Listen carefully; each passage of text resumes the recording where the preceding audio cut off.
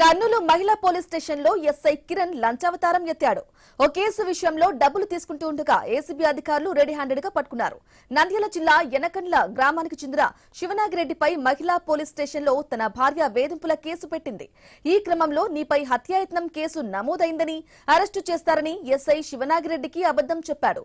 Arrest చేయకుండా ఉండాలంటే 30,000 రూపాయలు లంచం ఇవ్వాలని శివనాగిరెడ్డిని ఎస్ఐ డిమాండ్ చేసినట్లు ఏసీబీ డీఎస్పీ సోమన్న తెలిపారు. ఇక ఎస్ఐ కిరణ్ పై కేసు నమోదు చేసి అరెస్టు చేస్తామని వెల్లడించారు. పి శివనాగిరెడ్డి అనే అతను ఫిర్యాదు చేసినాడు. అతని ఫిర్యాదు మేరకు ఈయన డి కిరణ్ బాబు ఎస్ఐ పోలీస్ మహిళా పిఎస్ అనే అతను ఇతని పైన క్రైమ్ నంబర్ 99/2025 అంటే లేడీస్ మహిళా హరాస్మెంట్ కేసు నమోదు చేసినట్లు, తర్వాత డౌరీ యాక్ట్ సెక్షన్స్ కూడా ఉన్నాయి దాంట్లోనూ.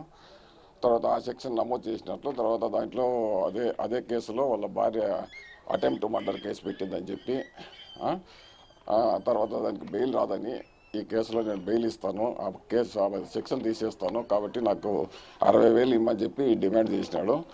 60,000 ఇమ్మని చెప్పి ఫస్ట్ డిమాండ్ చేసినాడు. లాస్ట్కి 30,000 ఇచ్చేటట్లు కుదుర్చుకున్నాడు. ఈరోజు 30,000 ఇస్తుండగా రెడ్ హ్యాండెడ్గా పట్టుకున్నాం అతని ఇంటి దగ్గర.